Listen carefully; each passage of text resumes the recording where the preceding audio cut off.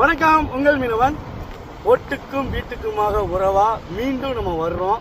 நம்ம போட்டுக்கும் வீட்டுக்கும் சொல்லி அந்த கான்செப்ட் ஆரம்பிச்சதுல எல்லா இடங்களிலுமே மீன் கொடுக்க ஆரம்பித்தோம். இங்கேருந்தே கட் பண்ணி உங்களுக்கு டெலிவரி பண்ணோம். உண்மையிலே அதில் நிறைய ரிஸ்க் இருக்குது. கொஞ்சம் ரிஸ்க்கு கிடையாது. ஏன்னா 350 கிலோமீட்டர் நம்ம இங்கேருந்து மீனை கட் பண்ணி உங்கள் வீட்டுக்கு நாங்கள் டெலிவரி பண்ணுறது அது ஒரு சாதாரண விஷயம் கிடையாது. அதை இன்னும் கொஞ்சம் ஈஸிப்படுத்துறதுக்காண்டி நாங்கள் முதல்ல மாதிரி உங்கள் மீனவன் பிரம்மாண்டமாக பெருசாக அந்த மாதிரிலாம் இல்லாமல் ஒரு பட்ஜெட்டாக சின்னதாக அழகாக மீன், ஒரு தரமான மீன் குறைவான விளைவில் உங்களுக்கு கொடுக்கணும் அப்படின்னு சொல்கிறதுக்காண்டி நாங்கள் தயார் பண்ணியிருக்கிறோம். கண்டிப்பாக உங்களுடைய ஆதரவு எல்லாமே வேணும்.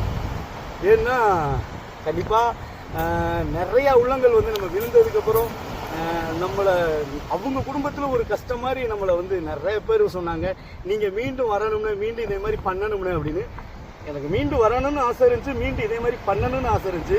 ஆனால் இவ்வளோ பெருசாக நம்ம தகுதியை மீறி எதுவுமே நம்ம கண்ட்ரோல் இல்லாமல் போகிற அளவுக்கு பண்ணக்கூடாது. எல்லாமே நம்ம தகுதிக்குள்ளே நம்ம கண்ட்ரோலுக்குள்ளே இருக்கிற மாதிரி ஒரு விஷயத்த பண்ணணும் அப்படின்னு சொல்கிறத இது ஒரு பாடமாக நான் கற்றுக்கிட்டேன். அந்த பாடத்தின் வழியில் இப்போ நம்ம ஒரு சின்னதாக அழகாக சூப்பராக பண்ணுறோம்.